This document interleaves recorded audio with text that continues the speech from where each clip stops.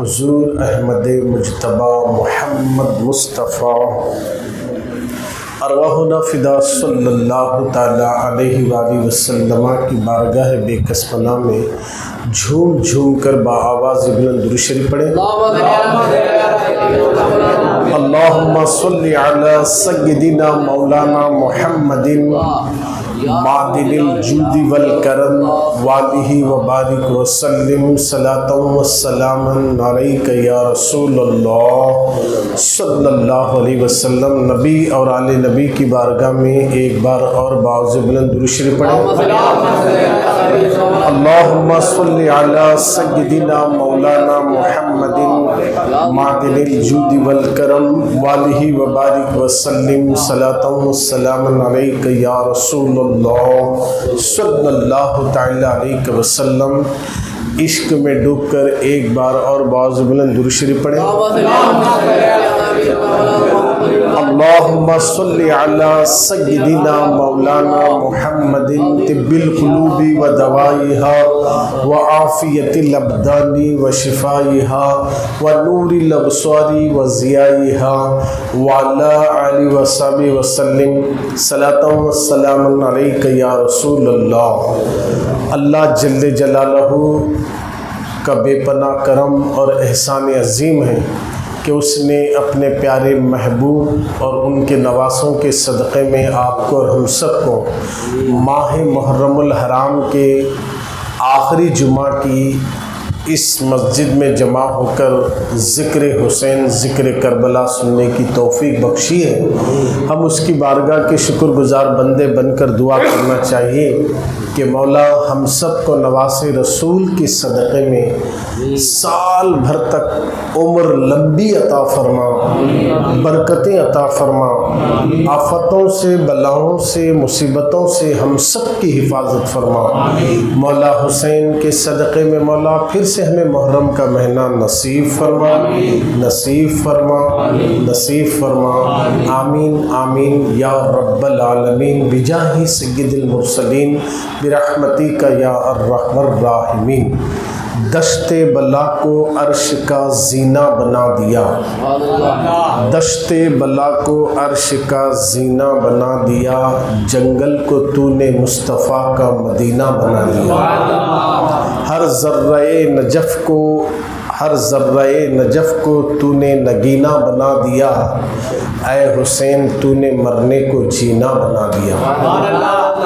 جو دہکتی ریت کے شعلوں پہ سویا وہ حسین، جو دہکتی ریت کے شعلوں پہ سویا وہ حسین، جس نے اپنے خون سے دنیا کو دھویا وہ حسین، جس نے اپنے خون سے دنیا کو دھویا وہ حسین، جو جواں بیٹے کی میت پہ نہ رویا وہ حسین، جو جواں بیٹے کی میت پہ نہ رویا وہ حسین، جس نے سب کچھ کھو کے جس نے سب کچھ کھو کے پھر بھی کچھ نہ کھویا وہ حسین، جس نے سب کچھ کھو کے پھر بھی کچھ نہ کھویا وہ حسین، مرتبہ اسلام کا جس نے دوبالا کر دیا، خون نے جس کے دو عالم میں اجالا کر دیا۔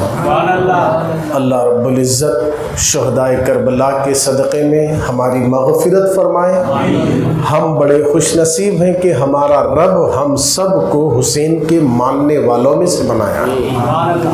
ہم سب کو اللہ نے حسین کے چاہنے والوں میں سے بنایا۔ لوگوں، حسین کوئی معمولی شخصیت کا نام نہیں ہے، حسین کوئی عام انسانوں کا نام نہیں ہے، یہ نام جنت سے لایا گیا ہے، یہ نام جنت سے لایا گیا ہے۔ حسن اور حسین جب سے دنیا بنی کسی بھی پیغمبر نے اپنے بیٹوں کا نام نہیں رکھا، مگر رسول اللہ نے اپنے بیٹوں کا نام حسن حسین جو چنا ہے، یہ اللہ کی طرف سے حکم ہوا، جنت میں ان دو ناموں کو رکھا گیا تھا، اور یہی وہ دو نام جسے دنیا حسن اور حسین کہتی ہے۔ اب یہ حسن اور حسین کا تذکرہ آپ ہر جمعہ تو سن رہے ہیں، آج مولا حسین کی شہادت کا تذکرہ اور اس کے بعد جو حالات کربلا میں پیش آئے، حسین شہید ہونے کے بعد جو واقعات پیش آئے وہ بھی آپ کے سامنے رکھوں گا، مگر جو میں نے اشعار آپ کے سامنے پڑھے ہیں اسے ذرا اپنے دل میں بٹھا لیں۔ جب ہم کربلا کی سیر کریں گے، ایک ایک شعر کو آپ غور سے اگر پھر یاد کریں گے تو واقعے میں کہنے والوں نے چپ نہیں کہا، حقیقت میں جو دہکتی ریت کے شعلوں پہ سویا وہ حسین، جو دہکتی ریت کے شعلوں پہ سویا وہ حسین۔ لوگوں، ہم گرمی کے دن بغیر چپل کے نہیں پھر سکتے، مگر دین کی حفاظت کے لیے مولا حسین کو اس کربلا کے تپتے ہوئے صحرا پر لٹایا گیا اور ان کے بدن پر گھوڑے دوڑائے گئے۔ تھوڑا تصور تو کرو، جو دہکتی ریت کے شعلوں پہ سویا وہ حسین، جس نے اپنے خون سے دنیا کو دھویا وہ حسین۔ یہ معمولی بات نہیں ہے سرکار کے دیوانوں۔ آج اگر ہم اپنا جائزہ لے کر دیکھیں، ہمارے گھر میں کسی کا انتقال ہو جائے ہمارا حال کیا ہوتا ہے، ہمارے گھر میں اگر کسی کا انتقال ہو جائے ہماری پوزیشن کیا ہو جاتی ہے۔ آپ ذرا غور تو کریں، اگر کسی کے گھر میں کسی کے یہاں میت ہو جائے، مثلا اگر کسی کا بیٹا مر جائے، پوچھو ان کے ماں باپ کے دل پر کیا گزرتی ہے۔ اگر کسی بھائی کا انتقال ہو جائے، پوچھو اس میت کے بھائی سے کہ اس پر کیا گزرتی ہے۔ اگر کوئی جوان بیٹا مر جائے، پوچھو اس کی بہن سے کہ بھیا کے گزر جانے کا اس کے دل پر کیا گزرتا ہے۔ اللہ اکبر! کربلا کی تپتے ہوئے صحرا کے اندر ایک ایک کر کے مولا حسین کے گھر والوں میں سے ان کے بیٹے بھی، ان کے بھائی کے بیٹے بھی شہید ہوتے گئے اور اسلام کے لیے سب نے سر کٹا دیا۔ اس کے باوجود بھی مولا حسین کی آنکھوں میں نہ آنسوؤں کا سیلاب نظر آتا ہے، نہ ہی خوف زدہ نظر آتے ہیں، نہ تو تھر تھر کانپنی نظر آتی ہے، بلکہ لاشوں کو دیکھنے کے بعد لوگ تو ڈر جاتے ہیں۔ کسی ایک لاش کو دیکھ لیں تو ہمارا سارا دن اس دن کیسے گزرتا ہے۔ اگر ہم لاشوں کو دیکھ لیں تو ہمارے اندر کیا کیا چیزیں پیدا ہوتی ہیں، کیسے کیسے وسوسے آتے ہیں۔ مگر مولا حسین نے لاشوں کو نہیں، صرف کٹے ہوئے لاشوں کو دیکھا ہے۔ کسی کا سر تن سے جدا ہے، کسی کے بازو کٹے پڑے ہیں، کسی کی باڈی پر گھوڑے دوڑائے گئے ہیں، تیروں سے سینہ چھلنی کر دیا گیا ہے۔ ایسے لاشوں کو مولا حسین نے جمع جمع کر خیمے کے پاس چادر اڑائے ہیں۔ آپ غور تو کریں کہ مولا حسین نے روئے نہیں، دھارے مار مار کر روئے نہیں، سینہ نہیں پیٹے، بلکہ جب بھی کوئی شہید ہوتا ہے تو سب سے پہلے حسین سجدے میں گرتے ہیں، مولا تیرا شکر ہے کہ تو نے یہ شہادت کو قبول فرمایا۔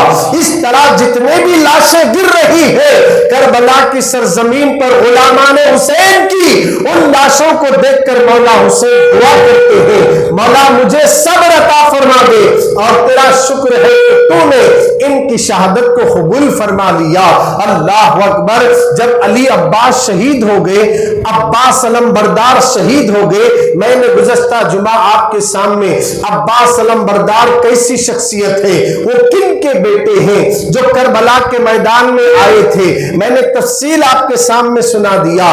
خاتون جنت کے انتقال کے بعد مولا علی کو خاتون جنت اپنی باحیات دنیا میں یہ کہا تھا کہ اے میرے سرتاج، مجھے میرے ایک بیٹا چاہیے، مجھے بیٹا چاہیے۔ مولا علی نے یوں کہا تھا، اے میری شریک حیات، اے خاتون جنت، بیٹے تو تمہارے حسن اور حسین ہیں، کہا کہ یہ میرے بیٹے نے، یہ تو رسول اللہ کے بیٹے ہیں، مجھے میرا بیٹا چاہیے۔ مطلب یہ ہے کہ میرے اس دنیا سے گزر جانے کے بعد تم کو ایک شادی کرنا ہے، ایسے گھرانے سے، بہادر گھرانے سے، جہاں سے جس کو شادی کرنے کے بعد جو بیٹا پیدا ہوگا میں نے اس کے لیے ایک جوڑا کپڑے بھی سی کے رکھے ہوں اور ان کا نام بھی میں نے چنا ہے۔ مولا علی نے کہا اگر آپ کا یہ حکم ہے تو بتائیے آپ نے کیا نام چنا ہے؟ تو فاطمہ نے کہا, خاتون جنت نے کہا,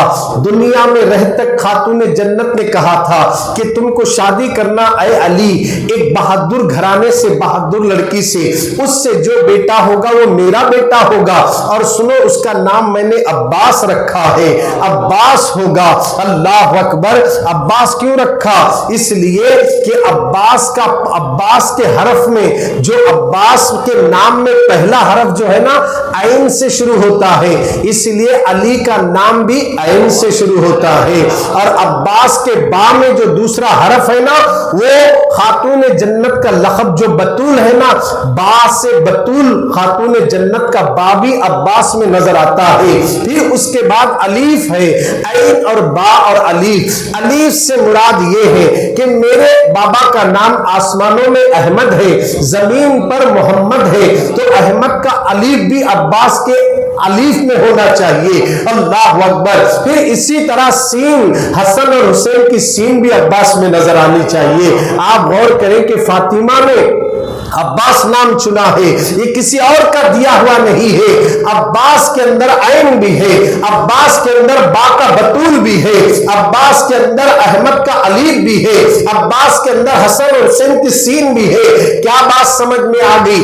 عین سے علی کی الوہیت عباس میں ہے, با سے بطول کی طہارت عباس میں ہے, الف سے احمد کے اخلاق عباس میں ہے, سین سے شجاعت اور کردار حسین عباس میں نظر آتے ہیں. گویا کہ عباس کوئی معمولی شخصیت کا نام نہیں ہے. عباس علم بردار کی شہادت کے بعد ہر خیموں میں, ہر جنگوں میں آپ خیموں کی نگرانی کرنے والے عباس علم بردار کی شہادت کے بعد ہوتا کیا ہے؟ مولا حسین نے دیکھا عباس علم بردار شہید ہونے والے ہیں. اللہ اکبر. حسین جانتے ہیں, میں آپ کو کئی بار بتا چکا ہوں, میدان کربلا میں امام حسین اگر چاہتے تو کرامت دکھا سکتے تھے, مگر کرامت دکھانا نہیں ہے. کرامت کافروں کو دکھائی جاتی ہے. یہاں تو لڑنے والے کافر نہیں تھے, یہودی نہیں تھے, نصارہ نہیں تھے, سب کے سب مسلمان تھے. اور حضرت امام حسین نے بتا دیا اگر میں کرامت سے اگر ان کو شکست دے دو تو دنیا کیا کہے گی. مولا حسین نے روحانی طاقت سے 22,000 کا 22 کروڑ کو بھی تہس نہس کر سکتے ہیں, اس لیے دنیا یہ نہ کہے. اسی لیے امام حسین نے کرامت نہیں دکھائی, کیونکہ کربلا میں کرامت دکھانا نہیں تھا, استقامت دکھانا تھا. کرامت سے بڑھ کر جو ہے نا استقامت ہے. مولا حسین ایسے استقامت پر جمے رہے, اتنی واریں اتنی تلواریں چلنے کے باوجود بھی آپ کا قدم پیچھے نہیں ہٹا, آپ کے غلاموں کا قدم پیچھے نہیں ہٹا, آپ کے سارے بچوں کا قدم پیچھے نہیں ہٹا, بلکہ سب کے سب نے کئی یزیدیوں کو کیفر کردار تک پہنچاتے رہے. اللہ اکبر. مولا حسین رضی اللہ تعالیٰ عنہ میدان کربلا میں جب عباس علم بردار لڑ رہے تھے, بہت ہی زوروں سے جنگ چل رہی تھی, ایسا جنگ چل رہی ہے, ایک عباس کے مقابلے میں کئی یزیدی سامنے آتے ہیں. حضرت عباس علم بردار کی تلوار جب چلتی ہے, کئی ایسے سر کٹ کر نیچے گر رہے ہیں. کاٹتے کاٹتے عباس علم بردار واپس خیمے کے پاس آئے. آنے کے بعد دیکھا, مولا حسین سے کہتے ہیں اے مولا حسین اگر مجھے پانی کا ایک گھٹ مل جائے تو سارے یزیدیوں کو تہس نہس کر دوں گا, سب کو جہنم رسید کر دوں گا. مولا حسین کہتے ہیں عباس پانی تو تمہیں حوض کوثر پر پینا ہے, نانا جان کے ساتھ پینا ہے. اتنا کہنا تھا. عباس علم بردار نے اپنے گھوڑے کا رخ یزیدیوں کی طرف کرے, اب خیمے سے دوبارہ نکلنے لگے. خیمے میں سے آواز آئی العطش العطش العطش, پانی پانی کی آواز آئی. جب یہ آواز عباس کے کانوں میں پڑی, آپ گھوڑے سے نیچے اترے, خیمے میں گئے, جہاں سے آواز آ رہی تھی وہاں پہنچے. دیکھا کہ سکینہ جو چھوٹی بچی ہے پانی پانی کہہ کے تڑپ رہی ہے.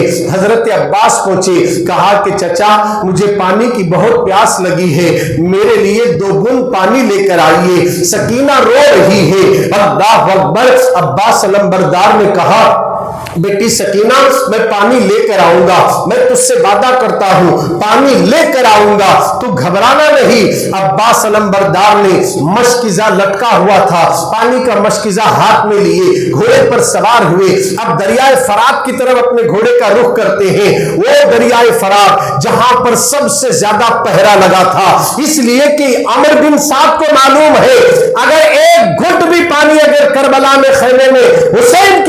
آئے تو کوئی یزید نہیں بچ سکتا، اس لیے سب سے زیادہ فوجیوں کو وہاں رکھا تھا کہ کوئی اہل بیت کا خیمے سے کوئی شخص یہاں نہ آئے۔ مگر عباس علمبردار نے گھوڑے کا رخ ادھر دریا کی طرف کیا، اور جب گھوڑے کا رخ دریا کے فرات کی طرف کیا، گھوڑے کو دوڑایا، خدا کی عزت کی قسم یزیدیوں کے پیروں کے نیچے سے زمین نکل گئی، کانپنے لگے، جو بھی سامنے آتا ایک ہی وار میں 2 ٹکڑے ہو جاتا ہے۔ ٹائم نہیں بلکہ حضرت عباس کی تلوار ایک ہی شکل میں لاشوں کو گرا رہی ہے، حتیٰ کہ عالم یہ ہوا یزیدیوں کے گھوڑے خود بخود پیچھے ہٹ گئے، عباس علمبردار کاٹتے کاٹتے کئی لوگوں کو دریائے فرات میں اپنے گھوڑے کو اتار دیتے ہیں۔ پانی میں اترے، گھوڑا اتر گیا، آپ جھک کر مشکزے میں پانی بھر لیتے ہیں۔ بھرنے کے بعد آپ نے گھوڑے کی نکیل کو ڈھیلا کر دیا، 3 دن سے گھوڑا بھی پیاسا ہے، ایک بار گھوڑا تو پی لے۔ جب آپ نے گھوڑے کی نکیل ڈھیلی کر دی تو گھوڑا پانی نہیں پیتا ہے۔ توجہ چاہو لوگوں، گھوڑا پانی نہیں پیتا ہے۔ عباس نے کہا پیتا کیوں نہیں؟ کہا کہ معصوم علی اصغر پیاسے شہید ہوئے، قاسم پیاسے شہید ہوئے، امام قاسم، علی اکبر، علی اصغر سب پیاسے شہید ہوئے، اور سکینہ تڑپ رہی ہے۔ جب تک سکینہ پانی نہیں پیے گی ہم بھی پانی نہیں پیے گے۔ ایک جانور بھی اہل بیت کی صحبت میں رہ کر اس کے اندر صبر کرنے کی صلاحیت آ گئی اور جانور ہو کر باوفا بن گیا، اور یزیدی لوگ یزید کی باتوں میں آ کر، سونے چاندی کی ہرس میں آ کر، کرسی کی لالچ میں آ کر سب کچھ بھلا بیٹھے اور علی اکبر کو شہید کر دیا، معصوم اصغر کو شہید کر دیا، امام قاسم کو شہید کر دیا۔ غور کریں مسلمانوں، یہ جو جن لوگوں نے ان کو شہید کیا ہے یہ سب کس لیے آئے تھے؟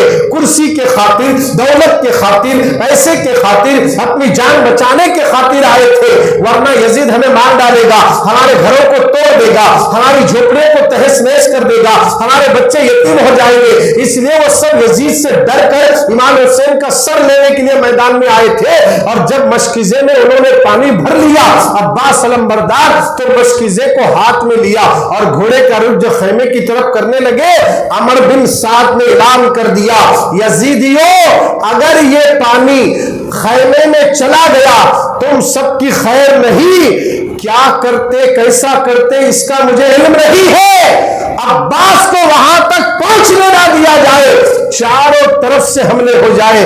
ایک کے مقابلے میں لوگوں 10-10 ہزار آ رہے ہیں، توجہ چاہتا ہوں، 10-10 ہزار چاروں طرف سے گھیرے میں لے لیا گیا۔ غور کریں، ایک آدمی آپ تنہا کہیں جا رہے، 20 آدمی اگر آپ کو مارنے کے لیے آئے، جن کے ہاتھ میں تلوار ہو، لاٹھی ہو، تیر ہو، کمان ہو، تو آپ کا کیا حل ہوگا؟ سیدھے سیدھا مر جائیں گے، ہمت تو پوری ختم ہو جائے گی، آپ کے پاس کچھ بھی نہیں ہے، کیا کریں گے؟ کتنا خوف ہوتا ہے۔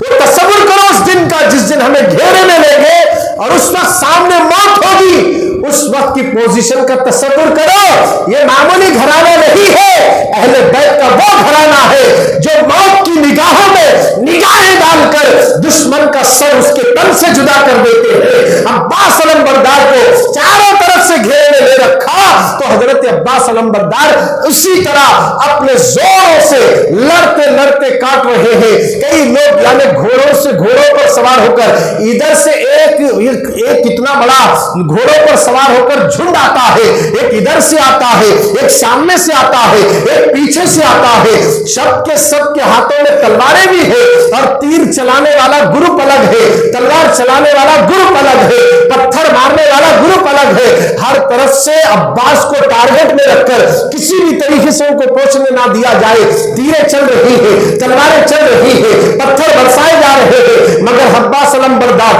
اپنے گھوڑے کو روکتے نہیں، کاٹتے ہیں، اسی طرح آگے بڑھ رہے ہیں۔ اچانک ایک یزیدی آیا، بڑی تیزی کے ساتھ، وہ اپنے ہاتھ میں تیز تلوار لیا ہوا حضرت عباس کے بازو میں آیا، گھوڑے دوڑ رہے ہیں، وہ بھی گھوڑا دوڑ رہا ہے، ٹھہرے کوئی توجہ چاہ رہا ہو، گھوڑے دوڑ رہے ہیں، اب وہ اسپیڈ کیا ہوگی، ان کا جانا کیسا چلا ہوگا، وزندار تلوار ہے، وزندار گھوڑے ہیں، اس پر بیٹھ کر ایک ہاتھ میں تلوار اٹھانا یہ بچوں کا کھیل نہیں ہے۔ مسلمانوں، دین ہمیں جو ملا ہے، اسلام ہمیں جو ملا ہے، آج گھر میں بیٹھے ریڈی میڈ دین ملا ہے، اس لیے اس کی خبر نہیں۔ جو آج مسلمان فجر میں بستر پر پڑا رہتا ہے، مسجد کو آنے کو تیار نہیں، دین کی خبر نہیں ہے۔ آج مسلمانوں کے پاس اسلام کی خبر نہیں ہے، جنہوں نے اسلام کے لیے وزندار تلوار، جن کی ہم تلوار تک نہیں اٹھا سکتے، اگر وہ جو ڈھال پکڑے ہیں، وہ ڈھال بھی اتنی وزندار ہے، وہ ڈھالوں کو سنبھالنا، تلوار کو سنبھالنا، تیر کو کمان میں رکھ کر چلانا، پھر ہاتھ میں مشکیزہ پکڑنا، پھر اس کے ساتھ حضرت عباس علمبردار کے ساتھ پرچم اسلام بھی موجود تھا۔ آپ اس طرح تلوار چلا رہے ہیں۔ آج ہم کیا کر رہے ہیں مسلمانوں؟ عباس علمبردار کو چاروں طرف سے گھیرے میں لیے اور بازو میں ایک یزیدی آیا، پورا نشانہ رکھا اور سیدھا اس نے اس کھاندے پر اتنی زور سے تلوار مارا، اتنی زور سے مارا کہ آپ کا ہاتھ کٹ کر گر گیا۔ ہاتھ کٹ کر گر گیا۔ ہاتھ کٹ کر گرنا ہی تھا۔ عباس بے ہوش نہیں ہوئے، ہیبت نہیں کھائے، خوف زدہ نہیں ہوئے، ایک ہاتھ سے گھوڑے کو دوڑا رہے ہیں اور گھوڑا دوڑ رہا ہے، ایسا ویسا نہیں، بڑے اسپیڈ گھوڑے تھے اور جتنے اہل بیت کے گھوڑے تھے نا ان کے نام بھی بتائے گئے ہیں، ان کے نام بھی بتائے گئے ہیں۔ ان گھوڑوں کی سپیڈ ہی الگ ہے اور وہ گھوڑوں کی پیداوار کس زمین پر ہوتی وہ بھی اللہ والوں نے بتا دیا۔ اور وہ گھوڑے ریت پر ایسا بھاگیں گے، پہاڑوں پر ایسے بھاگیں گے، پتھریلی زمین پر بھاگیں گے۔ جو گھوڑا جس نسل کا ہوگا، جس جنگل میں وہ پیدا ہوگا، اس کی نسل الگ ہوتی ہے، اس کی سپیڈ الگ ہوتی ہے۔ اللہ اکبر! حضرت عباس علمبردار کا گھوڑا بھی دوڑ رہا ہے، ایک بازو کٹ کر گر گیا، ایک بازو کٹ کر گر گیا، آپ دوسرے ہاتھ میں مشکیزہ پکڑے، گھوڑا دوڑ رہا ہے۔ اس جانب سے یزیدی آیا اور اس نے بھی تلوار سے وار کیا، وہ بھی ہاتھ کٹ گیا۔ دونوں ہاتھ کٹے میرے بھائی، دونوں کٹے ہوئے ہاتھ ہیں اور جیسے ہی ہاتھ کٹ گیا آپ مشکیزہ گرنے نہیں دیتے، آپ نے اس مشکیزے کو منہ میں پکڑ لیا، دانتوں میں پکڑ لیا اور آپ کے پاس جو پرچم تھا اس کو سینے سے چمٹا لیا، مگر گھوڑا رکتا نہیں۔ عباس خوفزدہ نہیں ہوتے، دوڑ رہے ہیں، گھوڑا دوڑ رہا ہے، گھوڑے پر سوار ہے، گھوڑا دوڑ رہا ہے۔ سامنے ایک یزیدی آیا، اس نے کمان میں تیر کو رکھا اور حضرت عباس علمبردار نے جن دانتوں میں مشکیزے کو پکڑا تھا پانی کا، اس نے اس کو نشانہ لگایا، تیر چھوڑا، ہواؤں کا سینہ پھاڑتے ہوئے وہ تیر آ کر مشکیزے کو چپ کر عباس کے گلے کو لگا، سارا پانی کربلا میں گر گیا، سارا پانی کربلا میں گر گیا۔ حضرت عباس علمبردار نیچے گھوڑے سے آئے، نیچے گرے، ایک آواز لگائے، اس وقت کچھ خیال نہیں، صرف ایک ہی خیال ہے، سکینہ میں نے تجھ سے کیے وعدے کو پورا کروں گا، میں پانی لے کر آ رہا ہوں، میرا ہاتھ کٹے تو کٹ میں جائے، میرے دونوں بازو کٹے تو کٹ جائے، مگر پانی کا مشکیزہ خیمے تک پہنچانے کا وعدہ کیا تھا۔ عباس علمبردار گھوڑا دوڑا رہے ہیں، خدا کی عزت کی قسم لوگوں، سامنے ایک ظالم آ کر تیر چھوڑا، وہ تیر مشکیزے کو چپ کر عباس کے حلق کو لگا تو پانی تو گر گیا سارا کربلا میں اور عباس گھوڑے سے نیچے گر گئے، گرتے گرتے رونے لگے، سکینہ مجھے معاف کر دینا، میں نے کیے وعدے کو پورا نہ کر سکا، میری بیٹی مجھے معاف کر دینا۔ عباس 3 مرتبہ یہ کہہ کر گھوڑے سے نیچے گرے تو ظالموں نے بجائے چھوڑنے کے ان کو چھوڑا نہیں، نیچے گرنے کے بعد بھی ان کے بدن پر تلواریں چلائے، تلواریں چلائے۔ جیسے امام حسین اس منظر کو خیمے کے پاس سے دیکھ رہے تھے، دوڑتے ہوئے آپ تشریف لائے، عباس علمبردار کی لاش کو اٹھاتے ہیں، لانے کے بعد خیمے کے پاس آپ کا سر اپنی گود میں رکھے عباس علمبردار کا، آنکھ کھلی عباس علمبردار کی، غور کریں جن کی ٹھوکروں سے مردے زندہ ہوتے ہیں، توجہ چاہ رہا ہوں، آج پوری دنیا دیکھ رہی ہے، یہ پوری دنیا میں اللہ والوں کے جو آستانے جگمگا رہے ہیں، یہ اللہ والوں کی جو گنبدیں چمک رہی ہے، یہ کوئی اور نہیں حسین کی اولاد میں سے ہے، اور ان کے کارنامے یہ ہے انہوں نے مردوں کو زندہ بھی کیا اور اسلام کے پرچم کو پورے بھارت میں پھیلا کر آج اپنی مزار میں لیتے ہیں آنے والی کی جھولی اللہ سے مانگ مانگ کر مرادوں کو بھر رہے ہیں. جب ان کی اولاد میں یہ پاور ہے تو ان کے دادا میں کتنا پاور تھا. آپ اندازہ لگائیں عباس علمبردار کی لاش کو اور ان کے سر مبارک کو مولا حسین نے اپنی گود میں رکھا. آنکھ کھلی, ایک بار کہنے لگے عباس میرے بھائی, ایک بار مجھے بھائی کہہ دو. عباس علمبردار بہت ادب کرتے تھے امام حسین کا, کیونکہ آپ امام حسین کی دوسری ماں کے بیٹے ہیں. آپ احترام کرتے تھے, میں آپ کا بھائی نہیں ہو سکتا کیونکہ آپ تو فاطمہ کے بیٹے ہیں. آپ کو میں کہوں گا تو میرے آقا کہوں گا, میرے داتا میرے امام ہیں آپ میرے آقا ہیں. اتنا احترام کرتے تھے. آخری وقت آپ نے دم توڑا, کلمہ شہادت پڑھتے ہوئے اس دنیا سے چلے گئے تو مولا حسین کی گود میں دم توڑا. عباس علمبردار کے شہید ہونے کے بعد ایسا لگا حسین کو کہ اب تو میرا سب کچھ لوٹ گیا, کیونکہ ایک بہادر تھا جو میدانوں کے اندر جب بھی پہنچتے اللہ عباس علمبردار کو فتح عطا کر دیتا تھا. اب تنہا حسین باقی رہ گئے. لوگوں اب امام حسین خیمے میں تشریف لائے. 3 دن کے بھوکے پیاسے ہیں, ذرا تصور کرو, بھوکے پیاسے ہیں. مولا حسین اندر تشریف لائے, شمر اعلان کر رہا ہے حسین جلدی آؤ, اب کون بچا تمہارے پاس جو میدان میں بھیجنے کے لیے, اب دیر مت کرو, میدان میں آؤ. اعلان ہو رہا ہے. آواز جیسے ہی امام حسین کے کانوں میں اتری, شمر اور عمر بن صاحب کی, آپ کا خون کھولنے لگا. گھوڑے پر سوار ہوئے, تلوار ذوالفقاری حیدری کو اپنے ہاتھ میں سنبھالا, سر پہ امامہ باندھا, امیر حمزہ کی ڈھال جعفر طیارہ کا نیزہ لے کر باہر نکلے. جاتے جاتے مولا حسین نے ایک مرتبہ خیمے کی طرف ذرا پلٹ کر دیکھیں کہ میری بہن زینب, میری بیوی سکینہ, امام زین العابدین خواتین ہیں. گھوڑے پر پلٹ کر اداسی نظروں سے دیکھا تو اندر سے رونے کی آواز آ رہی تھی. خواتین رو رہی ہے. مولا حسین کی بیوی شہرہ بانو ام اللیل, ان کی بہن سیدہ زینب سکینہ رو رہی ہے. ابھی آوازیں سنی تو ایک دھیمی سی آواز آئی. شہرہ بانو کہتی ہے اے میرے سرتاج, جانے سے پہلے ایک بار خیمے میں تشریف لائیے, ایک بار خیمے کے اندر تشریف لائیے. یہاں سے جو بھی گیا واپس کوئی نہیں آیا, ایک بار اندر آئیے.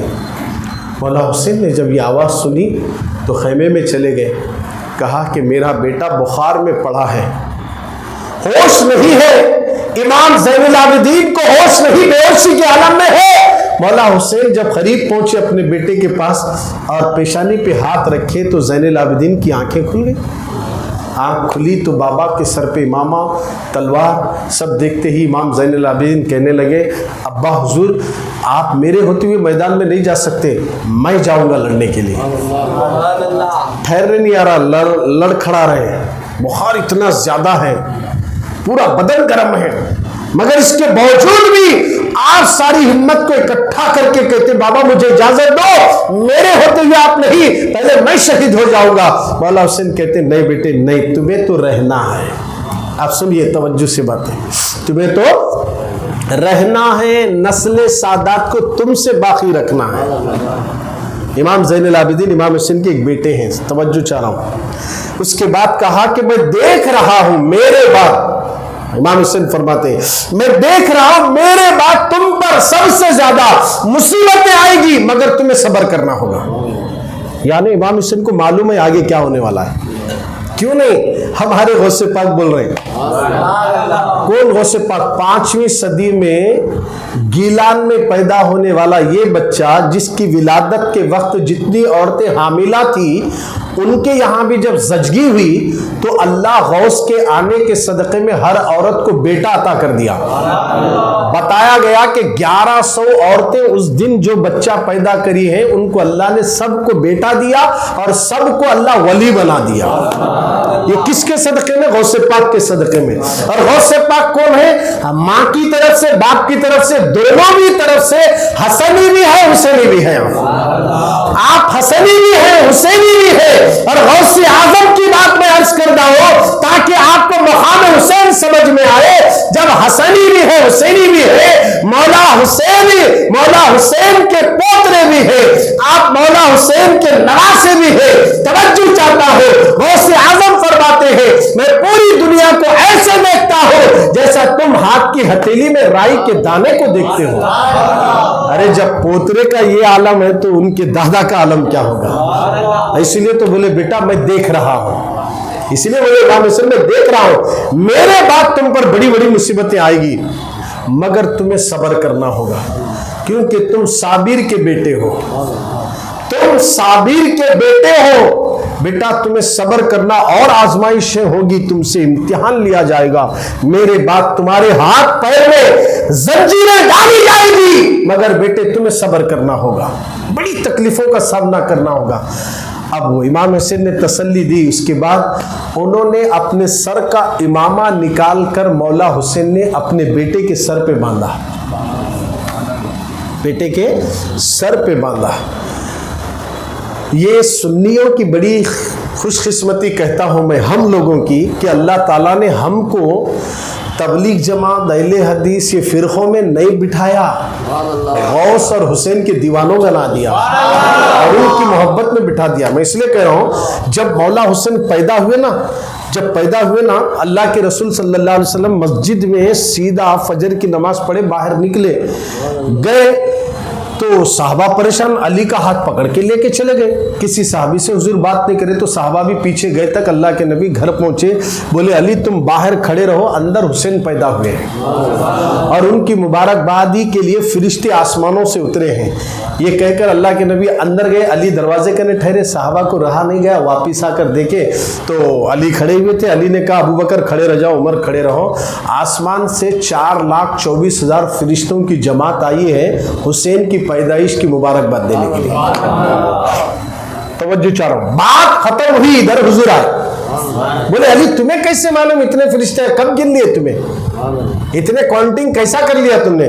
تو مولا علی فرماتے ہیں یا رسول اللہ فرشتے جب اتر رہے تھے نا ان کی گفتگو میں نے سنا، ایک دوسرے کو فرشتے بول رہے تھے کہ 4,24,000 فرشتے ہیں. اب حضور مسکرا کر بولتے ہیں ابھی میں آپ کو ایک واقعہ سناتا ہوں، سماعت کریے.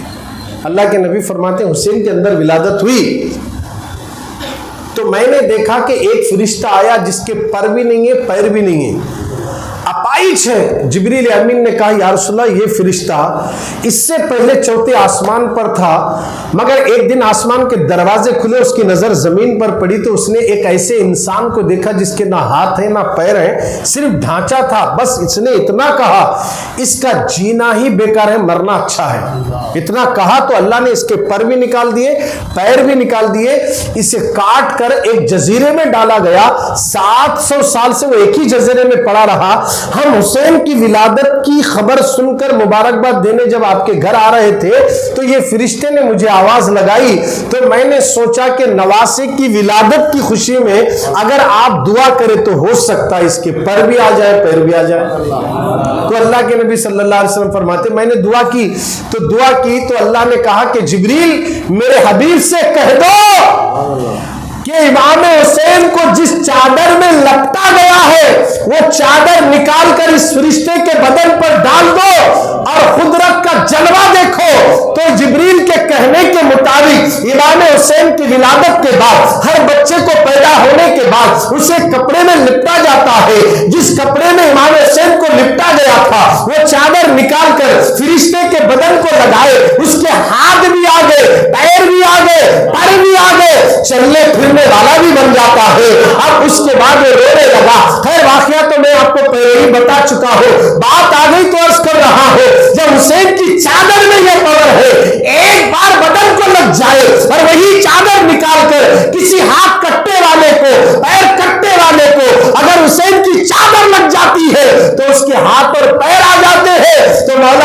کربلا میں عباس کو ہاتھ لگا رہے ہیں، اکبر کو ہاتھ لگا رہے ہیں، اصغر کو ہاتھ لگا رہے ہیں، امام قاسم کو ہاتھ لگا رہے ہیں۔ اگر چاہتے تو سب کو زندہ کر سکتے تھے، مگر زندہ کرنا نہیں ہے، کرامت دکھانا نہیں ہے، استقامت دکھانا ہے۔ یہ بار بار کہہ رہا ہو، حسین اگر کرامت دکھاتے کسی کو شہید ہونے کی ضرورت نہیں ہوتی، ایک نظر سے سارے کام بن جاتے ہیں۔ مولا حسین نے اپنے سر کا امامہ اپنے بیٹے کے سر پہ باندھا، باندھ کر سینے سے جتنے بھی علوم فنون تھے سب اپنے بیٹے امام زین العابدین رضی اللہ تعالیٰ کے سینے میں پہنچا دیا۔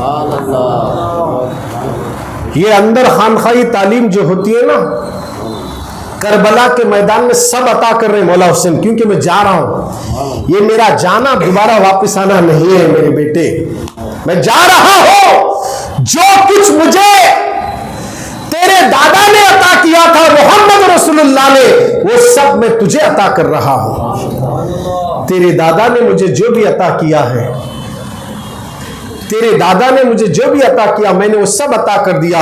تیرے دادا نے جو بھی عطا کیا مولا علی نے، میرے بابا نے مجھے جو عطا کر دیا میں نے تجھے عطا کر دیا، میرے نانا نے مجھے جو عطا کر دیا میں نے تجھے وہ عطا کر دیا۔ مولا حسین جو کچھ تھا وہ سب کچھ اپنے بیٹے امام زین العابدین کو عطا کر کے دعائیں دے کر جا رہے تھے۔ بچی نے پیروں کو پکڑ کے رونے لگی، دیکھا تو سکینہ تھی، سکینہ رو رہی ہے۔ بابا اگر آپ چلے جائیں گے تو میں کس کو بابا کہوں؟ بابا جان جو بھی کربلا میں گیا واپس نہیں آیا، سب چلے گئے، آپ اگر گئے تو ہمارا کون سہارا ہوگا؟ رات کو جب نیند نہیں آتی ہے تو سکینہ کہتی ہے میں آپ کے سینے پہ جب سر رکھتی ہوں تو مجھے نیند آتی ہے۔ بابا آپ جا رہے ہیں، بچی سکینہ رونے لگی۔ مولا حسین نے اس بچی کو بھی تسلی دیتے ہیں، سیدہ زینب کو بھی تسلی دیتے ہیں۔ اس کے بعد مولا حسین کے لیے ایک اور پوٹلی ہماری زبان میں گٹڑی کھولی گئی، اس میں سے حضور صلی اللہ علیہ وسلم کا امامہ نکالا گیا۔ ہمیں ربیع الاول شریف میں سرکار کے منہ مبارک امامے کی زیارت، نالین کی زیارت کرنے کے لیے ترستے ہیں، اور ترسنا بھی چاہیے۔ اب یہ امام حسین بھل رہے ہیں میدان کربلا میں، جو معمولی نہیں۔ اگر ان تبرکات پہ اگر ہم گفتگو کریں گے نا، چلتے چلاتے قرآن کی روشنی میں تابوت سکینہ تک جا سکتے۔ دیکھیے یہاں سے ثابت ہے تبرکات جو بھی ہے۔ اب اس میں سے مولا حسین نے میرے آقا کا امامہ سر پہ باندھا، امیر حمزہ کی ڈھال اپنے والد ذوالفقاری حیدری کو ہاتھ میں لیتے ہیں اور گھوڑے پر سوار ہوتے ہیں، میدان کربلا کی طرف رخ کیا تو دیکھا کہ 22,000 کا لشکر اپنی میانوں سے تلواریں نکال کر کھڑے ہیں، پورا لشکر کھڑا ہوا ہے، ایک حسین تشریف لائے۔ آنے کے بعد ایسا جذبات میں نہیں، غصے میں نہیں، بی پی چڑھا کر نہیں، ٹینشن میں، توجہ چاہ رہا ہوں، اطمینان کے ساتھ گھوڑے پر آئے، ایک رخت انگیز تقریر کی۔ میرے حسین نے اس میدان کربلا میں تقریر کی، اے یزیدیو میں اپنی مرضی سے نہیں آیا، تمہارے بلانے سے میں آیا۔ دیکھیے اطمینان سے سمجھا رہے ہیں، ابھی بھی سمجھو جس کے تم خون کے پیاسے ہو، بھول گئے ہو دولت کے خاطر، کرسی کے خاطر، دنیا کی محبت کے خاطر تم آخرت کو بھول گئے ہو۔ جانتے ہو میں کون ہوں؟ سمجھا رہے، میں نبی کا نواسا ہوں، فاطمہ کا بیٹا ہوں، علی کا بیٹا ہوں۔ اور کیا تم نہیں جانتے جو میرے نانا نے کہا، جس نے حسین سے دشمنی کی، جس نے حسن اور حسین سے دشمنی کی، گویا اس نے مجھ سے دشمنی کی، اور جس نے مجھ سے دشمنی کی وہ میرے رب سے دشمنی کی۔ کیا تم نہیں جانتے میرے نانا نے یہ نہیں کہا؟ سمجھا رہے ہیں۔ تو ایک یزیدیوں کی طرف سے ایک شخص پکار کر کہتا ہے، حسین ہم تمہیں تقریر کرنے نہیں بلائے، 1-2 فیصلہ۔ یزید کو امیر مانتے نہیں مانتے تو چالو جنگ۔ مولا حسین کہتے میرا تقریر کرنے کا مقصد یہ تھا، کل قیامت کے دن کوئی یزیدی یہ نہیں بول رہا کہ آخری وقت امام حسین ہمیں سمجھائے تک نہیں یا رسول اللہ، اگر سمجھاتے تو ہم یزید کو چھوڑ کر حسین کی طرف آتے تھے، بلکہ جملہ نہیں بولنا بول کر اس لیے کلیئر کر رہا ہوں، توجہ چاہتا ہوں۔ دیکھیے کتنا خیال ہے حسین کو۔ اب اگر تھوڑی دیر کے لیے ہم سوچیں گے اگر وہ لوگ کمپرومائز ہو جاتے، ٹھیک ہے مولا حسین ہمیں معاف کر دے، بلکہ ادھر آتے امام قاسم شہید ہو گئے نا، علی اکبر شہید ہو گئے نا، علی اصغر بھی شہید ہو گئے نا، عباس علمبردار بھی شہید ہو گئے، مگر مولا حسین بتا رہے ہیں کہ میدان کربلا میں ابھی بھی موقع ہے، یزیدیوں اگر تم توبہ کر لو، اگر معافی مانگ لو گے اب بھی تمہیں معاف کر دیا جائے گا، مگر ظالموں کو تو نشہ چڑھ گیا تھا، دولت اور کرسی کا نشہ ایسا ہے اس کرسی کے خاطر قتل کرنے کو تیار ہوتے ہیں۔ یہی وہ کرسی ہے جو کربلا سے لے کر آج تک جنگیں چل رہی ہے، کرسی کے خاطر خون بہایا جاتا ہے، قتل عام کرایا جاتا ہے، دنگے کرائے جاتے ہیں، فساد برپا کر دیا جاتا ہے۔ مولا حسین سمجھا رہے ہیں کہ کرسی اور دولت کی وجہ سے تم میرے دشمن بنے ہو، ابھی بھی میں تمہیں آگاہ کرتا ہوں ہوش میں آ جاؤ، تم کس سے بات کر رہے ہو؟ اللہ اکبر، سب نے ایک زبان کہہ دیا، ہم سب ہوش و حواس میں ہی ہے کہ اے حسین اگر تم اگر امیر المومنین مانتے ہو یزید کو تو ہاتھ میں ہاتھ دے دو، ورنہ پھر ہم تمہارا سر تن سے جدا کر دیں گے۔ مولا حسین نے 3 بار سمجھایا، چوتھی بار عمرو بن سعد کی طرف سے ایک پہلوان کھڑا تھا، اس پہلوان سے کہا جس کا نام بدر ہے، اس سے کہا کہ بدر جا امام حسین سے مقابلہ کرو۔ اس نے کہا میں امام حسین سے مقابلہ نہیں کرتا، میں ایک طاقتور ہوں اور وہ بھوکے پیاسے ہیں 3 دن کے، ان کے لیے میرے بیٹے کافی ہے کہہ کر اس نے اپنے بچوں کو چھوڑا، تو مولا حسین نے ایک وار میں اس کے سارے بچوں کو جہنم رسید کر دیا، اور اس کو غصہ تو آ ہی گیا، وہ دوڑتا ہوا آیا مولا حسین کے سامنے، میرے حسین نے اسے بھی جہنم رسید کر دیا۔ اس طرح پھر ایک پہلوان تھا، اس سے مخاطب ہوا عمرو بن سعد، چاہ تو مولا حسین سے لڑنا ہے، وہ بھی آیا، مولا حسین نے اس کا بھی کام کر دیا۔ اس طرح 3 پہلوان میدان کربلا میں، اتنے بھاری پہلوان تھے۔ ایسے تو ایک پہلوان ارزخ نامی امام قاسم کے سامنے آیا، وہاں امام قاسم نے بھی اس کو جہنم رسید کر دیا، اور یہاں مولا حسین کے سامنے 3 پہلوان آ گئے، ان کو بھی مولا حسین نے کیفر کردار تک پہنچا دیا، جہنم رسید کر دیا۔ اب عمر بن سعد نے اعلان کر دیا، ایک ایک کر کے، شمر نے کہا او عمر بن سعد کیا کر رہا ہے تو؟ شمر پوچھ رہا ہے کیا کر رہا ہے تو؟ کہا کیا ہوا؟ کہا کہ اگر ایسا ایک ایک کر کے چھوڑو گے تو سب مارے جائیں گے۔ کہا پھر کیا کرو؟ شمر نے کہا ایسا نہیں، ہماری جماعت کے 3 گروپ بناؤ۔ کہا کون کون سے؟ ایک گروپ پتھر لے کر مارنا، دوسرا گروپ تیر چلانا، تیسرا گروپ تلوار چلانا، یہ 3 گروپوں میں تقسیم کرو اور چاروں طرف سے امام حسین پر حملے ہونا چاہیے، ورنہ ہم کوئی نہیں بچیں گے۔ یہ کوئی معمولی نہیں ہے، یہ امام حسین ہے، ان کی رگوں میں علی کا خون ہے، فاطمہ کا دودھ ہے، ہم طوفانوں سے ٹکرا سکتے ہیں، پہاڑوں کی چٹانوں سے ٹکرا سکتے ہیں، سمندروں کی لہروں سے ٹکرا سکتے ہیں، نواسے رسول سے ٹکرانا یہ تنہا کسی کے بس کی بات نہیں ہے، خود جانتے بھی ہے حسین سے ٹکر لینا بچوں کا کھیل نہیں ہے۔ 3 گروپ بنائے گئے اور تینوں مل کر حملہ کرنے لگے، تو مولا حسین ایک اکیلے ڈٹ کر ایسا مقابلہ کرنے لگے۔ وہ کس کی تلوار تھی؟ مولا علی کی تلوار تھی، وہ حیدر کرار کی تلوار تھی، وہ حل المشکلات والنوائب کی تلوار تھی، جن کے نام سے مشرق بھی کانپتا ہے، مغرب بھی کانپتا ہے۔ علی کی تلوار کیا اٹھی؟ نہ پتھر کام کر رہا ہے، نہ تیر کام کر رہے ہیں، نہ تلواریں کام کر رہی ہے، ایک ہی وقت میں سر کٹ رہے ہیں۔ حتیٰ کہ لکھنے والوں نے، مورخ نے لکھا ہے 53 منٹ کے اندر امام حسین نے 2000 یزیدیوں کو ختم کر دیا، ایک اکیلے 2000 لوگوں کو مار ڈالا، 2000 یزیدیوں کو جہنم رسید کر دیا۔ اس تلوار کے جلال کو دیکھ کر یزیدیوں کے گھوڑے بھی پیچھے ہٹ گئے اور یزیدی بھی پیچھے ہٹ گئے، کسی کی مجال نہیں جو حسین کے سامنے آئے۔ ادھر نقارے بج رہے ہیں، اعلان ہو رہا ہے، دھمکیوں پہ دھمکیاں دی جا رہی ہے، اس کے باوجود یزیدیوں کے گھوڑے حسین کی طرف نہیں بڑھتے بلکہ پیچھے جانے لگے۔ حتیٰ کہ مولا حسین نے دیکھا کہ سب لوگ پیچھے ہٹ گئے تو آپ اپنے گھوڑے کو دریائے فرات میں اتار دیے، پورے دریا پہ قبضہ جمائے۔ مولا حسین کھڑے ہیں دریا پر، تو آپ نے دیکھا نیچے اتر کر اپنے چلو میں پانی لیا، ہاتھ میں پانی لیا، اپنے منہ تک لائے، خیال آیا بچی سکینہ پیاسی تڑپ رہی ہے، میرا بیٹا اصغر پیاسا شہید ہوا، قاسم پیاسے شہید ہوئے۔ پھر آپ نے یہ یاد آتی ہی پانی کو چھوڑ دیا۔ اب سوچا کہ گھوڑا تو 3 دن سے کچھ نہیں پیا، تو اس کو پانی پلائیں۔ آپ نے اس کی ڈوری کو ڈھیلی کر دی تاکہ گھوڑا پانی پی۔ وہ بھی امام حسین کا گھوڑا پانی نہیں پیا۔ جانور کو بھی تیر لگے ہیں، توجہ چاہتا ہوں، جانور کو بھی تیر لگے ہوئے ہیں، مگر گھوڑا پانی نہیں پیتا۔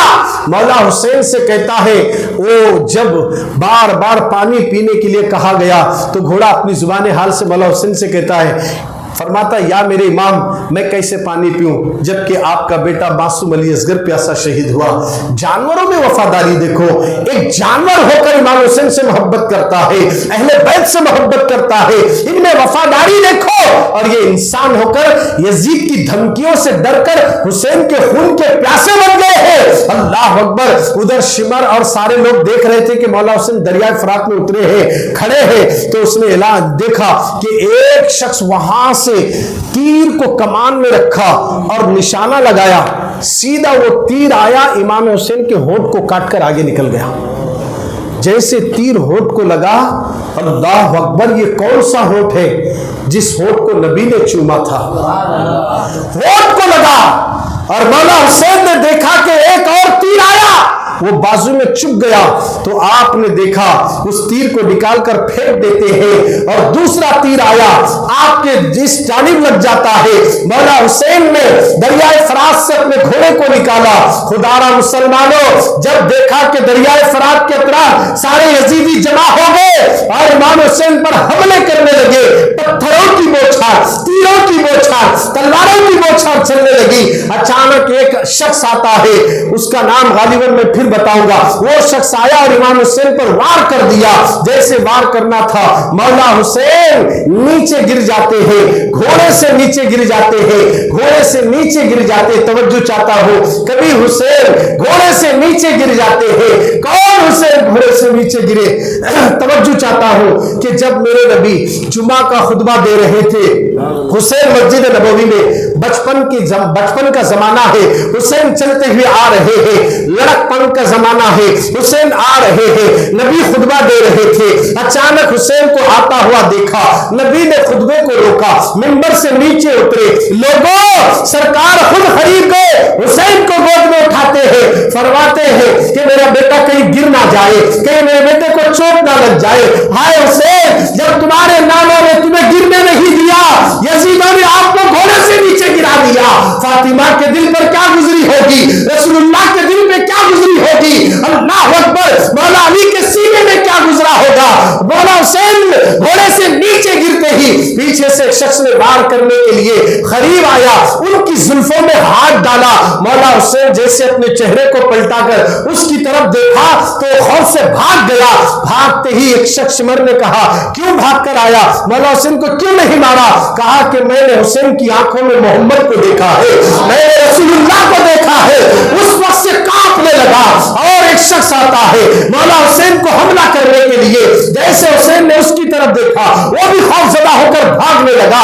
شمر نے پوچھا، عمر بن سعد نے پوچھا، کیوں بھاگ کر آئے ہو؟ کہا کہ میں نے حسین کے چہرے میں علی کی ہیبت کا چہرہ دیکھا، جس کو دیکھ کر مجھے خوف طاری ہو گیا، میں نے علی کو دیکھا ہے۔ اللہ اکبر، لوگوں، وہ آنکھیں ہیں جس کو نبی نے چوما تھا، وہ آنکھیں ہیں جس کو فاطمہ نے چوما تھا، وہ چہرہ ہے جس کو علی نے چوما تھا۔ خدارا مسلمانوں، خون نکل رہا ہے، وہ کٹے ہوئے ہیں، بازوں پہ تیر لگے ہوئے ہیں، مولا حسین زخمی ہو چکے ہیں۔ اور ایک شخص آیا، مولا حسین نیچے گرے ہوئے تھے، اس نے مولا حسین کو مارنے کے لیے آیا۔ حسین اٹھے تو دیکھا کہ اس نے مولا حسین کو تلوار چلانا چاہا۔ حسین نے کہا تو کون ہے؟ کہا کہ میں شمر ہوں۔ کہا کہ تیرا سینہ بتا دے۔ جیسے اس نے سینہ دکھایا تو اس نے سینہ دکھایا، مولا حسین خاموش ہوئے۔ کہا تیرا منہ دکھا دے، تو ذرا منہ کھول کر تو بتا دے۔ جیسے اس نے منہ کھولا تو دیکھا کہ ہاں صدقت یا رسول اللہ، آپ نے سچ کہا. یہ جملہ کہتے اس نے کہا یہ یوں کیوں کہتے ہو, کس لیے کہتے ہو حسین؟ تو مولا حسین کہتے ہیں میرے نبی نے کہا تھا حسین بیٹے تجھے مارنے والا جو آئے گا نا اس کے منہ میں دانت کتوں کی طرح ہوں گے, اس کے دانت کتے کی طرح ہوں گے. تو میں نے تیرے منہ میں وہ دانت دیکھے جو میرے نانا نے مجھے کہا تھا, اور تیرے سینے پر میرے نبی نے کہا تھا کہ مولا حسین تجھے جو شہید کرنے والا ہے اس کے سینے میں سور کی طرح بال ہوں گے. تو میں نے دیکھا کہ تیرے اندر ویسے ہی بال کھڑے تھے, تو گویا کہ اب میرے شہادت ہونے کا وقت آ گیا, تو مجھے مارنے کے لیے آیا ہے. ایک بار مجھے سجدہ کر لینے دے, مجھے اپنے مولا کے حضور سر جھکانے دے, مجھے نماز پڑھنے دے. خدا را مسلمانوں ایسی حالت میں خون سے سارا جسم لطپت ہے اور خون بہ رہا ہے. مولا حسین کہتے ہیں اب تو مجھے یقیناً شہید کر دے گا مگر مجھے نماز پڑھنے دے, سجدہ کر لینے دے. اپنے رب کی بارگاہ میں اس کی تسبیح بیان کرنا چاہتا ہوں. اللہ اکبر اجازت دیتا ہے. مولا حسین سجدے میں چلے جاتے ہیں. اللہ اکبر نماز کھڑے ہو گئے, پہلی رکعت کے پہلے سجدے میں پہنچے. اب اس نے دیکھا اگر یہ نماز پڑھ کر اٹھیں گے تو پھر ہم نہیں بچ سکتے, یہ سب کو مار ڈالیں گے, لہذا موقع اچھا ہے. سجدے کی حالت میں مولا حسین پہنچے ہیں, رب کی عبادت میں لگے ہیں, رب کی تسبیح میں لگے ہیں, سبحان ربی الاعلیٰ کہہ رہے ہیں. ارے نانا کا سجدے کہا کربلا میں حسین ادا کر کے بتا رہے ہیں جب میرے نانا میرے خاطر سجدہ لمبا کرے تھے, جب میں پشت پر بیٹھا تھا وہ سجدے کا حق بھی ادا کیا, اور حسین کے کان میں اذان کوئی اور نہیں میرے نبی دیے تھے. ان اذان کی لاج کو رکھا, ان سجدوں کی لاج کو رکھا, ان شریعت کی لاج کو رکھا, اور حسین نے طے کر دیا کہ جان دوں گا تو سجدے کی حالت میں دے دوں گا, سجدے کی حالت میں دے دوں گا.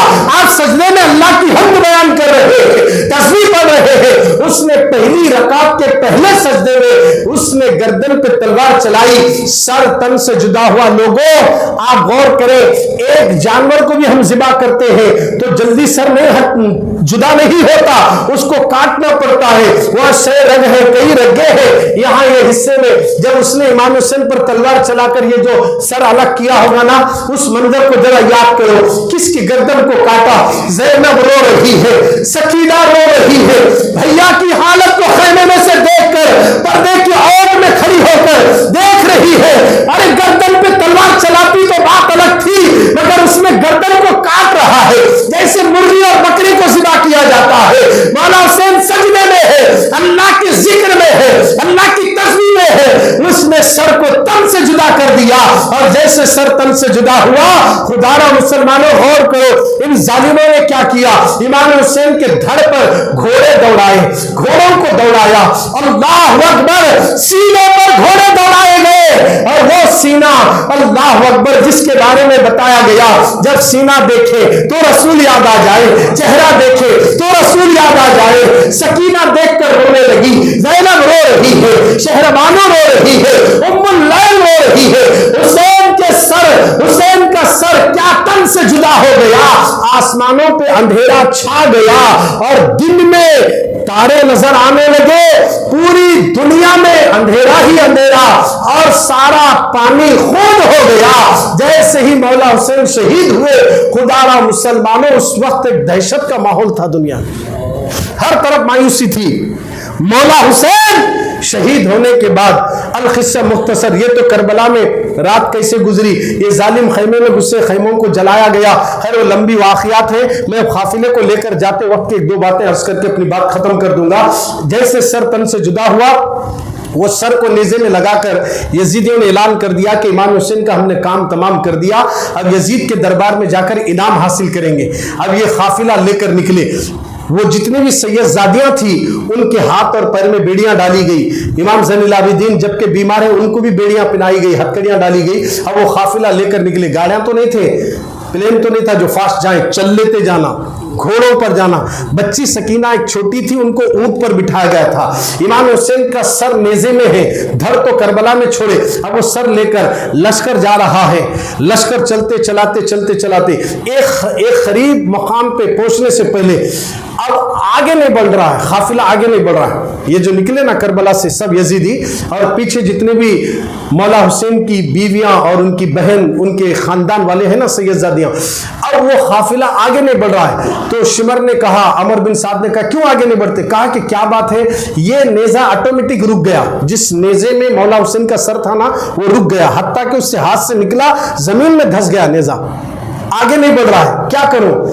تو بڑا چالاک تھا شمر نے کہا کہ ان کے بیٹے زین العابدین کو پکڑ کر میرے سامنے لاؤ اور ان سے کہو کہ مولا حسین سے پوچھیں کہ کیوں رک گئے.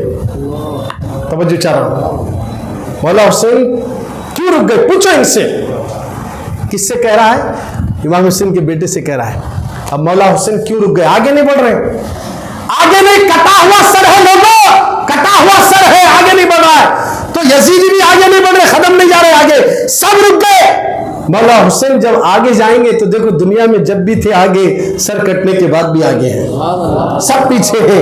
اب آگے سر بڑھتا نہیں تو شمر نے کہا ان کے بیٹے امام زین العابدین کو بلاؤ اور پوچھو وہ اپنے بابا سے کیوں آگے نہیں بڑھ رہے. تو انہوں نے امام زین العابدین روتے ہوئے پوچھا, بابا کیوں رک گئے, وجہ کیا ہے؟ تو بابا جان کی زبان سے کٹے ہوئے سر سے آواز آتی ہے, بیٹے جو اونٹ کے اوپر میری بیٹی سکینہ بیٹھی تھی ان پر کوڑے برسائے گئے, وہ نیچے گر گئی, اسے چھوڑ کر آ رہے ہو. جب تک میری بچی نہیں آئے گی آگے قافلہ نہیں بڑھے گا.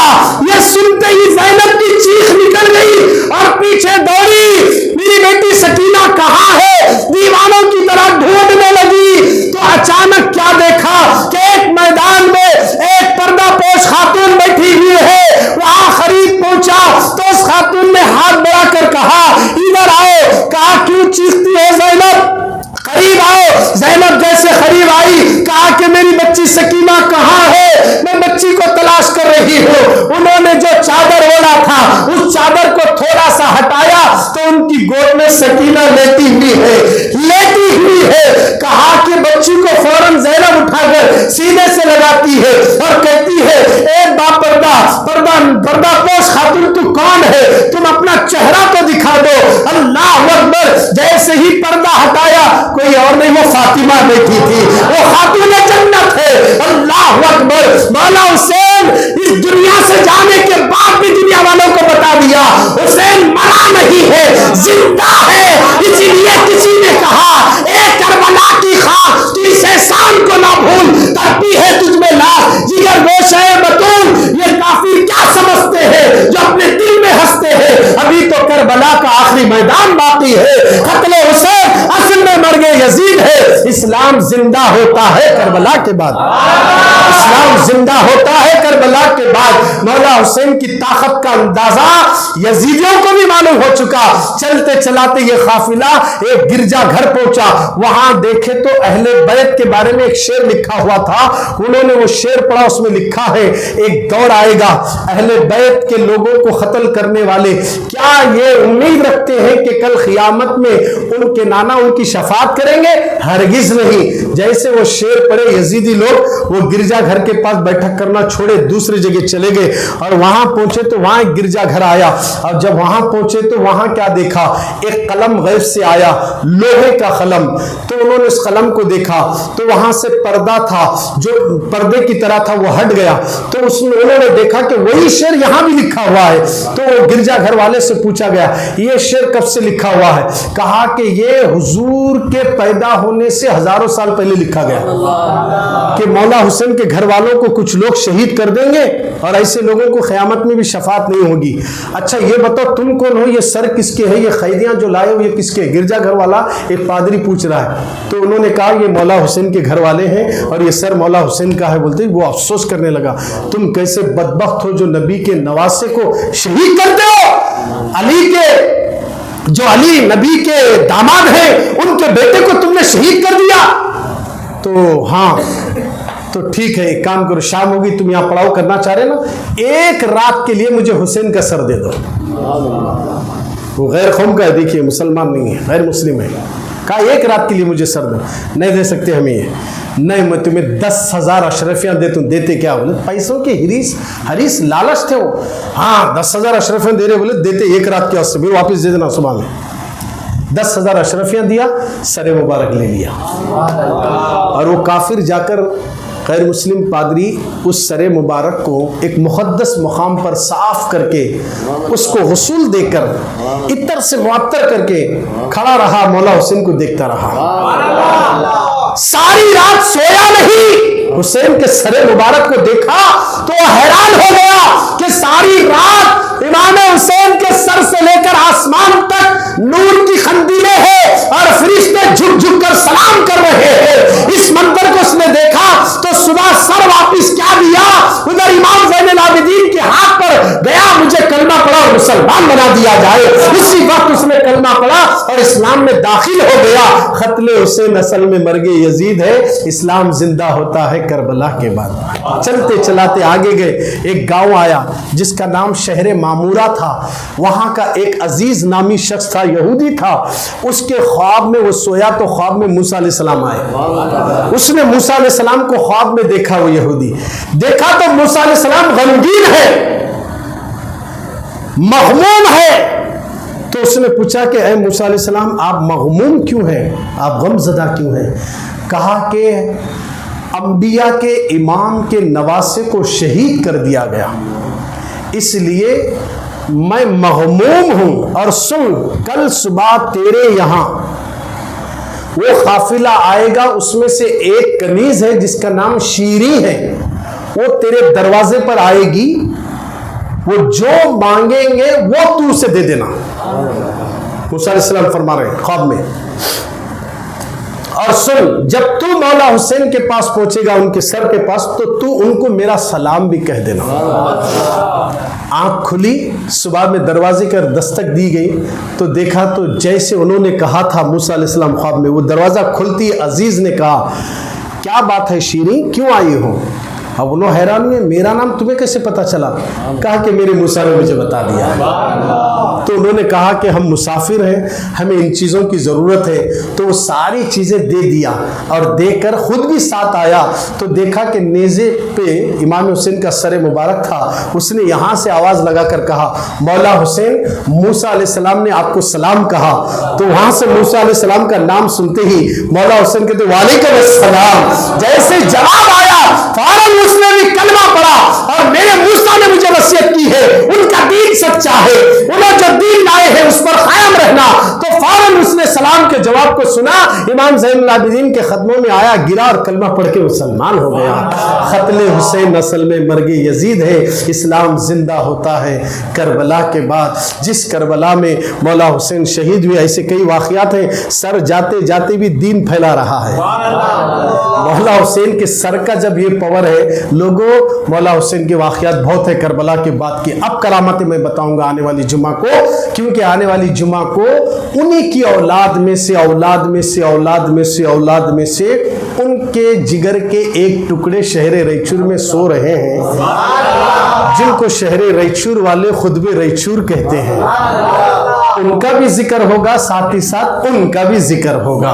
آپ تشریف لائیے۔ مولا حسین کی شہادت کے بعد جو کرامتیں ظہور میں آئی، ابھی تو میں کچھ نہیں بولا ہوں، خیمے میں سب خیمے جلانے کے بعد جہاں لاش گری تھی مولا حسین کی، وہ لاش کہاں گئی، اس کے بعد وہ خون جو بہ رہا تھا، وہ ساری باتیں اب یہاں سے جتنی کرامتیں ظاہر ہوئی وہ آنے والی جمعہ کو آپ کے سامنے رکھا جائے گا۔ آپ اپنے ساتھیوں کے ساتھ جلد سے جلد مسجد میں آنے کی کوشش کریں۔ اور الحمدللہ ہمارے شہر ریچور میں خطبہ ریچور شمس عالم حسینی ہے، ان کا خاص کرم ہے، اور ان کا خاص کرم ہے آج شہر ریچور 553 سال ہو گئے حضرت کا عرس منایا جا رہا ہے، یعنی 550 سال گزر گئے، 5.5 صدیاں گزر گئی۔ 550 سال پیچھے اگر چلے گئے تو ریچور میں آبادی کتنی تھی آپ غور کریں، جنگل و بیابان تھا، ایسے خطرناک علاقے میں، اس جگہ جہاں لوگ آج سے 50 سال پہلے نہیں جا سکتے تھے ڈر کر، وہاں بیٹھ کر دین کا کام کرنے والے وہ حسینی خاندان والے حضرت سید احمد شمس عالم حسینی کا عرس شریف آ رہا ہے، ان کے سندل کے دن شریک ہو جائیں، مگر لڑکیوں کو چھیڑنے کی نیت سے نہیں، وہاں جا کر غلط حرکت کرنے کی نیت سے نہیں، خطبہ ریچور کی بارگاہ میں حاضری اسی لیے دو کہ ہریانہ لٹ رہا ہے، آج منی پور جل رہا ہے، ہمارے اس ملک کو بچانا سرکار، آپ کی نظر ہو گئی، تقدیر بدل سکتی ہے۔ ہماری بہن ہماری بہنوں کے سینے سے دوپٹے نکالے جا رہے ہیں اور تم ڈی جے لگا کر چادر نکالتے ہو. ہمارے بچے بھوک سے تڑپ رہے ہیں, تم ڈی جے کے لیے ہزاروں روپے خرچ کر رہے ہو. مسلمانوں, اگر کوئی ڈی جے میں جانے والا یہاں نوجوان ہے تو آج سے توبہ کر لے. ڈی جے لگانے والوں کا بائیکاٹ کرو. چادر کے واسطے چندہ مانگنے آئے تو چندہ مت دو, اس لیے اس کے ذمہ دار تم بھی ہو گے. ڈی جے لگائیں گے تو یاد رکھنا, میوزک اللہ کو پسند نہیں, نبی کو پسند نہیں, ولی کو پسند نہیں. میوزک لگانے والے سے رسول ناراض ہوتے ہیں. اور آج کا نوجوان شہر ریچور میں ڈی جے لگا کر ناچ رہا ہے, کود رہا ہے. کیا یہ طریقہ اسلام کا ہے؟ کیا ہمارے نبی نے یہ طریقہ دیا؟ خدارا مسلمانوں, ڈی جے کے سامنے ناچنے والے اکیلے کھڑے ہو کر دیکھنا, اگر تیرا گھر لٹ جائے یا تیرا گھر لٹ جائے یا تیری بہن کی عصمت ریزی ہونے کے بعد, تیرا گھر بلڈوزر سے توڑنے کے بعد, کیا تو ڈی جے میں ناچے گا؟ کیا تو اس طرح پیسے خرچ کرے گا؟ خدارا مسلمانوں, اپنی نگاہوں کو پھیلاؤ. پورے ملک میں مسلمانوں کے ساتھ کیا سلوک کیا جا رہا ہے اور تم کیا کر رہے ہو؟ ڈی جے لگا کر ناچتے ہو. چادر لے جانے کا یہ طریقہ ہے. اگر آپ کو چادر نکالنے کا شوق ہے تو شہر ریچور کی 2 لاکھ کی آبادی میں مسلمانوں کو یہ دعوت دیتا ہوں, اپنے اپنے گھروں سے چادر لے کر نکلو. کسی کے چندے کی نہیں, کسی کے پاس بھیک مانگ کر نہیں, میرے محنت کی کمائی کی چادر اس لیے حضرت کی بارگاہ میں پیش کروں گا تاکہ قیامت میں میرے گناہوں پر چادر اڑا دے, تاکہ حضرت ریچور کے دامن میں اگر پناہ مل جائے تو جہنم کی آگ میں نہیں, جنت کی ہوا میں چلا جاؤں گا.